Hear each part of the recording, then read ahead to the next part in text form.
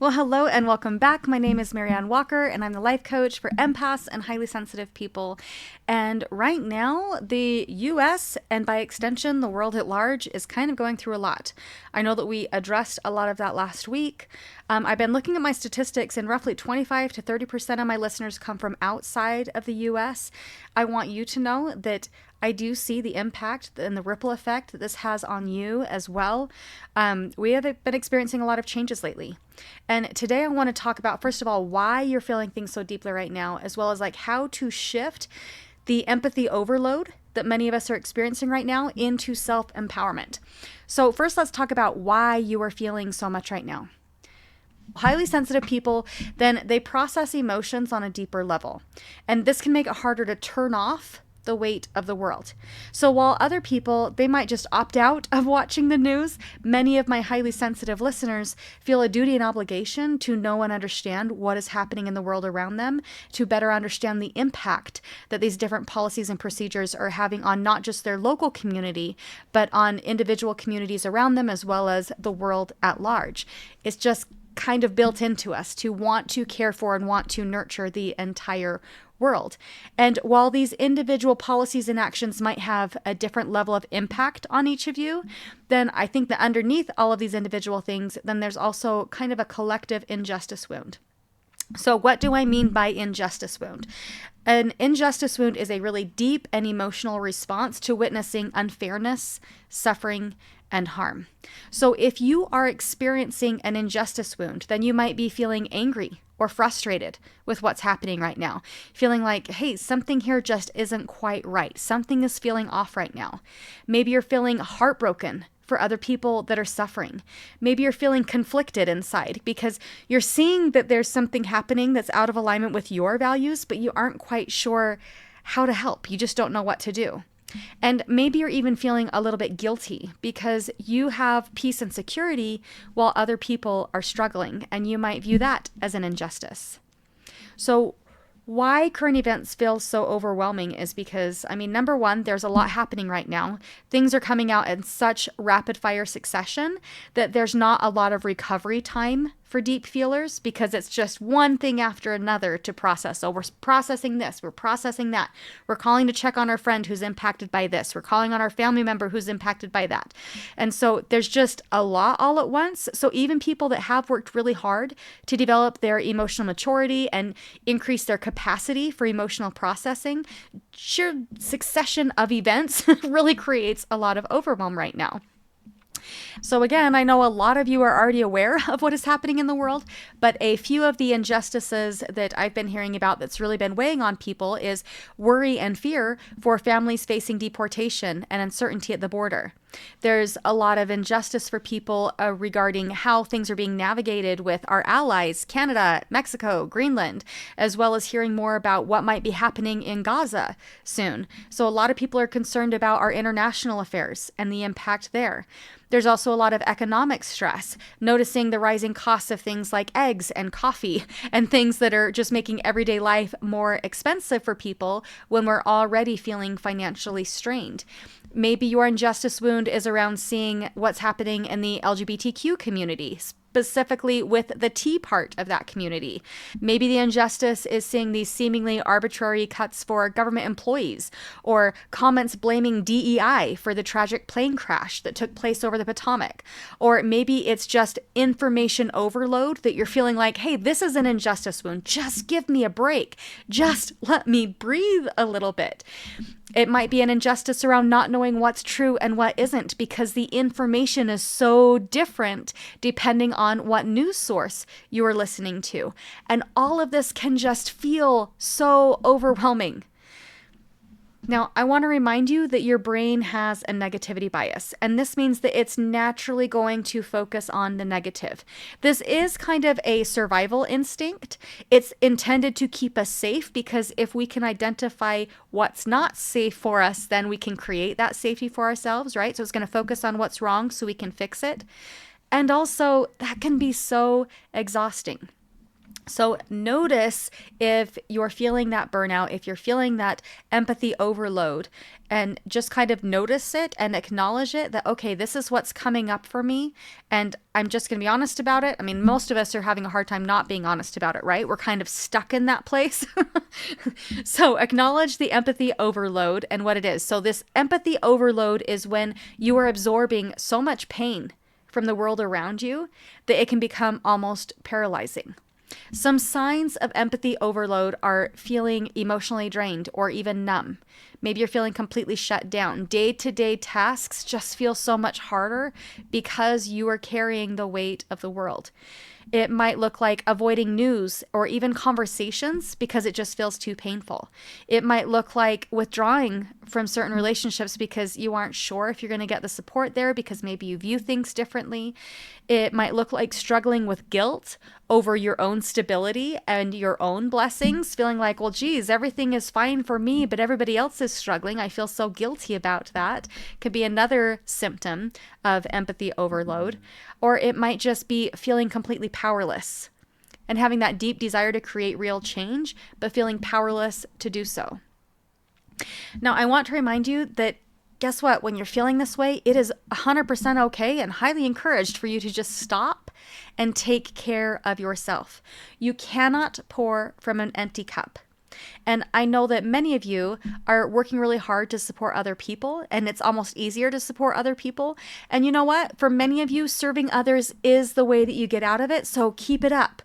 Keep doing what you're doing. Keep loving, keep serving. And also, if you are traditionally someone who shows up for others in love and service, but you're feeling burned out, tend to yourself like you would to your friend.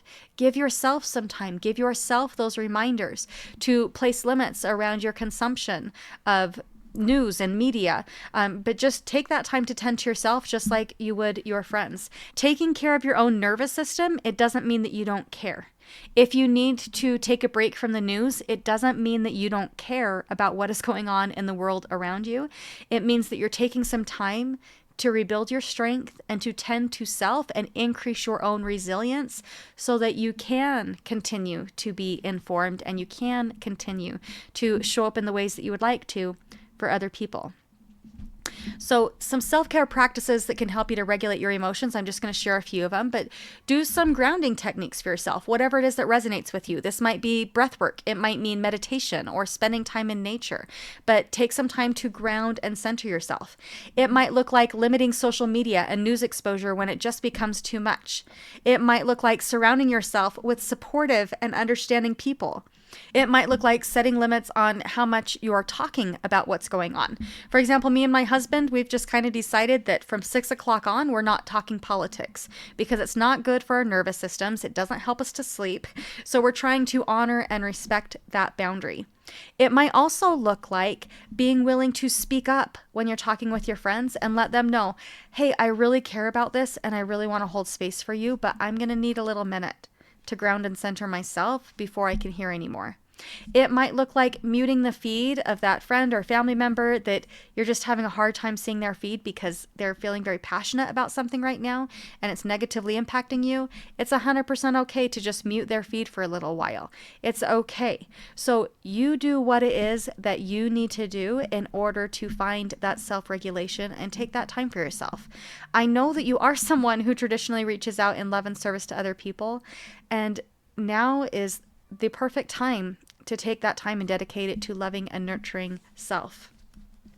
So now that we've talked a bit about empathy overload and what that might look like, let's kind of talk a bit about how to shift that empathy overload into self-empowerment. And one way to do this that's just super simple is noticing the difference between empathy and compassion. So empathy is really feeling what it is that another person feels.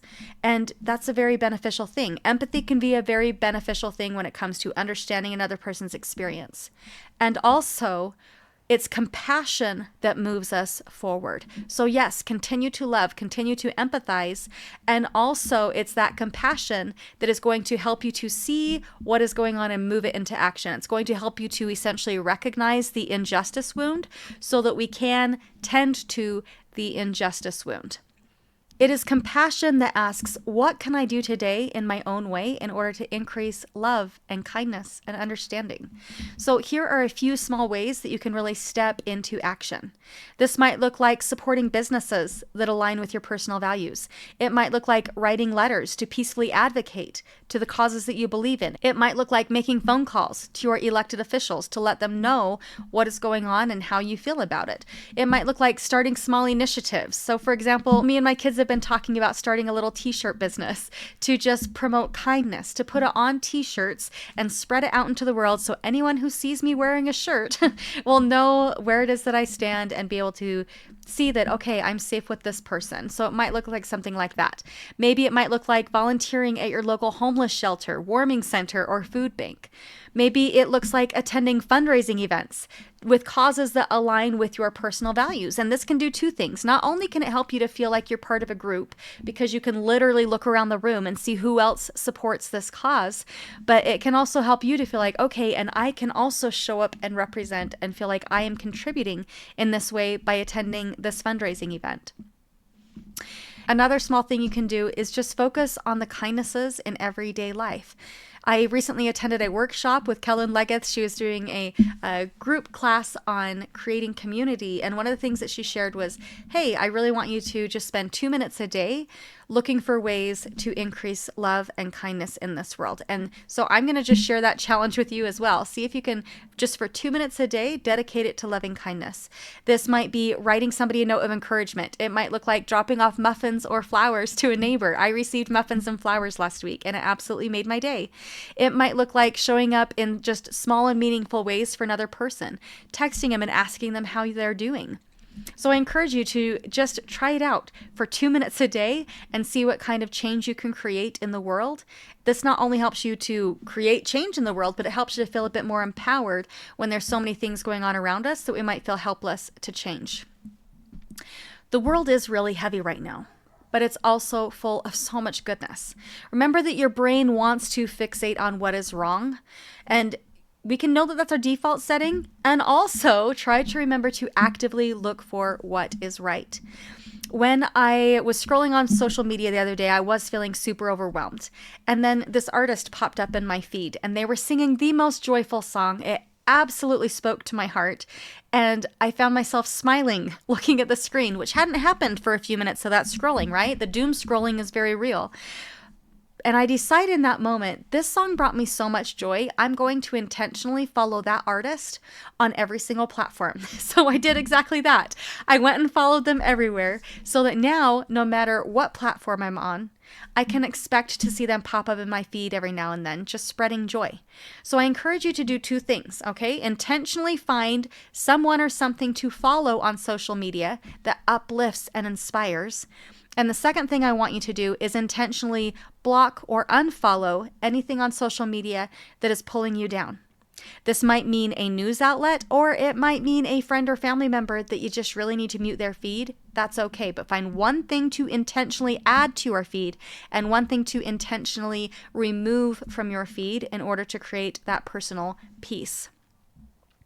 Another thing you might want to try is just taking a moment to notice the small and beautiful moments that happen throughout the day. So this might mean observing a sunrise or a sunset. It might mean noticing people helping other people. It might be paying attention when neighbors are showing up for neighbors and seeing those small acts of kindness, even if it's just holding the door for somebody. Now, I really get it that the initial wave of all of these changes, it really does seem to skew perspective a little bit. And sometimes it can be easy to just get stuck in the doom and the gloom and the overwhelm. And so I encourage you to just intentionally seek it out. Know that your brain is trying to keep you safe. Thank your brain for trying to keep you safe. And also intentionally look for the good. This is different from toxic positivity. Toxic positivity is choosing to ignore the negative and only focus on the good. That's not what I'm telling you to do here. I'm encouraging you to acknowledge that yes, there are hard things happening in this world. And also there is so much good, and choosing to invest and turn up the volume a bit on the things that are going well. We can't do everything. We cannot fix every problem, but we can all do something. You do not have to fix the whole world, even though it feels like it at times. That's not your job. It's not your responsibility to fix the whole world. But your small actions and your small acts of kindness, they really do make a difference. And they really do have a ripple effect that can truly change the world. Sometimes things feel overwhelming because part of us is feeling helpless. We want to create change, but we don't know how. Again, it is not our responsibility to do it all, and it's okay to pick one cause to focus on and trust that there will be others in this world that will pick up other causes that we're passionate about. Pick one thing to invest your energy into and trust that others will pick up where you're unable to. You are not alone. Your heart and your compassion matter. Your empathy is a gift, and as we move that empathy into compassion, we can step out of that empathy overload and step into self-empowerment, and that truly can change the world when we're choosing intentionally to invest in those small ways and create that bit of good. If you are in need of help and support right now, come and work with me. So many people are really struggling right now. If you've been directly impacted by the changes being made, come and work with me. I can offer you a discounted rate. There are also sponsorships available. And if you are able to and you would like to help out and sponsor someone's coaching call, I'll put a link in the show notes where you can make a donation, and that will go towards helping to make payments for someone else as they're working through all of these life challenges. Also, something I've been feeling really passionate about lately is I want to engage with you more, and I want to engage with you in a live setting. Now, I don't know if you know this because I haven't been utilizing it to its full capacity, but I do in fact have a private Facebook group. So the private Facebook group is also called Inner Work with Marianne Walker. I confess I have not been using it very much, but I do want to work to more intentionally use that. I want to be able to engage with you in a more personal level, and I think that a private group could be the platform to make that happen. And so if you would like to come and join that group, I would like to do live calls occasionally, see where you're at so that I can support you and offer free help during all of these challenging times. And also it gives me a better idea as to what's going on for you so I can also offer more support here on the podcast. My own personal act of resistance is I am dedicated to making this podcast a space for positivity, for self-empowerment, for reminding you what it is that you do have control over and helping you to process the things that you don't have control over. You are not alone. We are in this together, and we can make a difference. Thank you so much for being here. Again, check out the show notes if you'd like to come and work with me. If you would like to sponsor someone to come and work with me, check out the show notes for that, and come and find me on my private Facebook group. I would love to see you there. All right, I hope you have a great week, and let's talk soon. Bye now.